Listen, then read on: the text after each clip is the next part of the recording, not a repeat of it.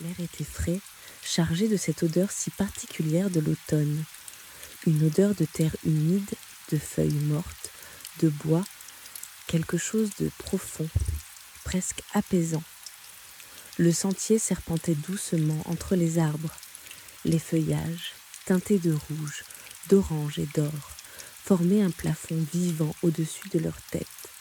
À chaque pas, les feuilles craquaient légèrement sous leurs chaussures. Le père avançait lentement, un panier en osier à la main.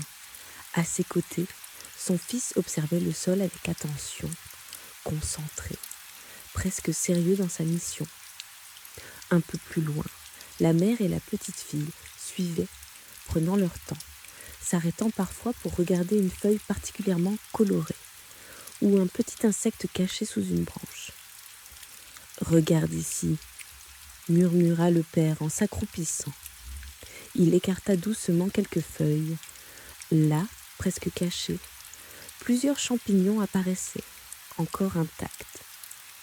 Le petit garçon s'approcha aussitôt, les yeux brillants. « On peut les prendre ?» Le père esquissa un léger sourire.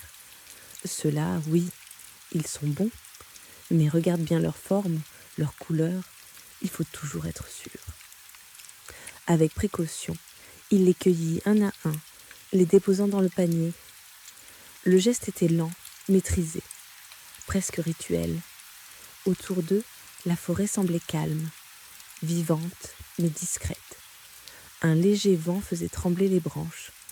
Par moments, quelques feuilles se détachaient et tombaient lentement, en silence.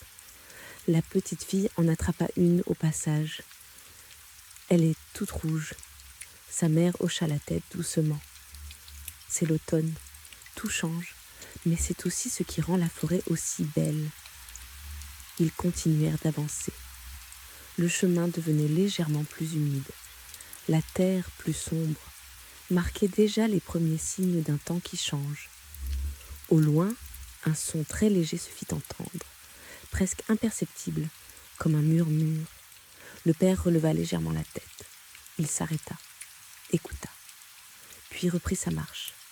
Mais cette fois, un peu plus attentif, le bruit revint, un peu plus présent.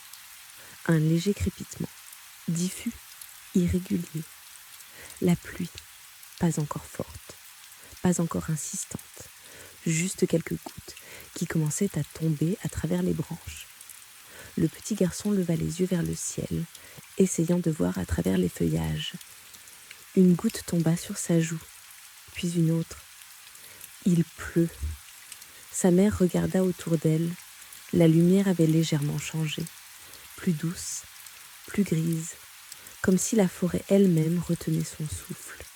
Les gouttes se firent un peu plus nombreuses, toujours fines, mais régulières.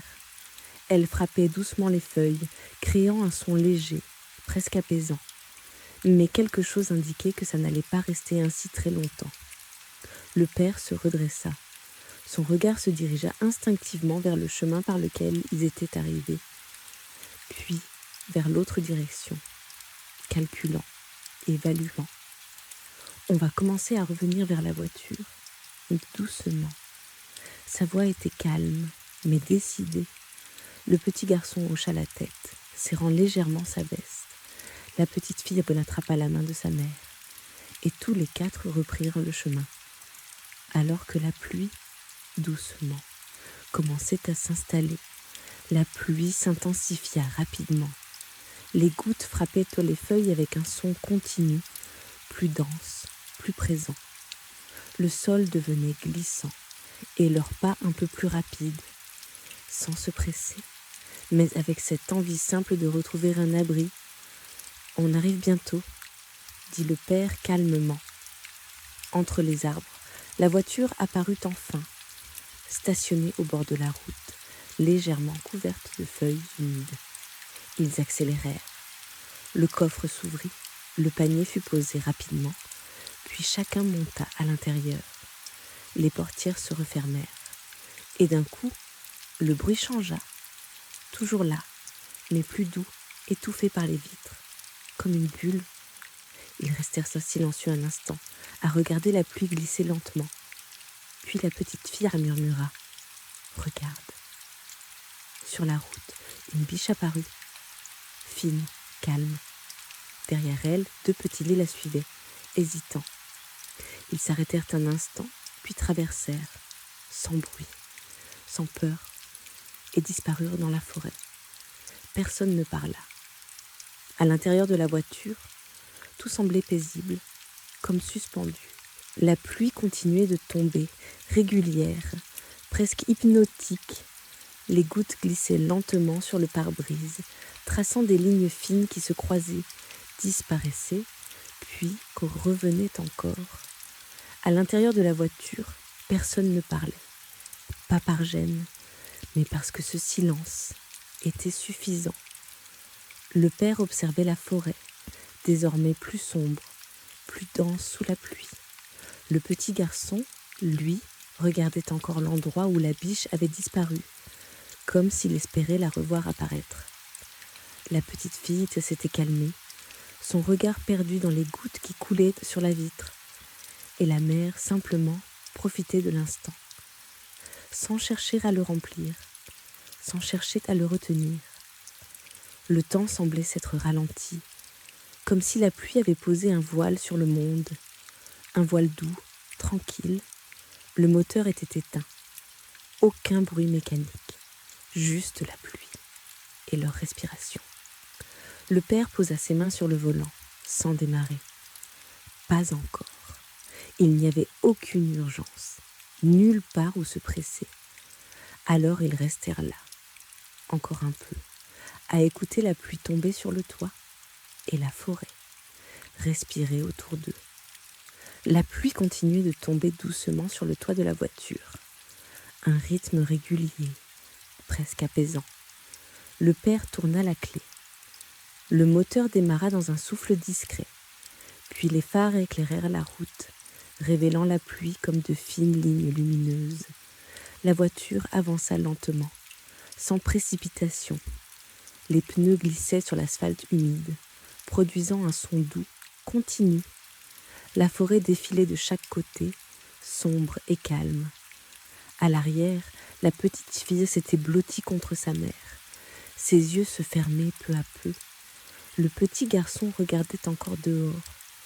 Puis, soudain, un renard traversa la route, rapide, silencieux.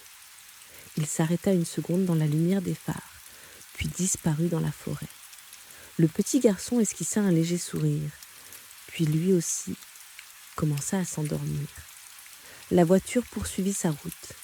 Les arbres devinrent plus espacés. Quelques lumières apparurent au loin. Le monde revenait doucement, sans bruit, sans agitation.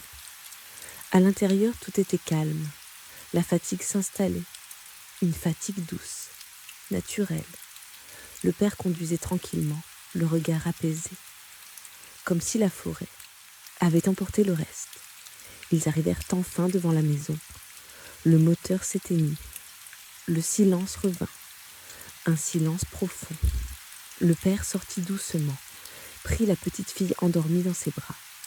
La mère guida le petit garçon jusqu'à l'intérieur. La porte se referma derrière eux. La chaleur de la maison les enveloppa. Les manteaux furent posés. Les lumières restèrent douces. Quelques minutes plus tard, tout était calme. La pluie tombait encore dehors.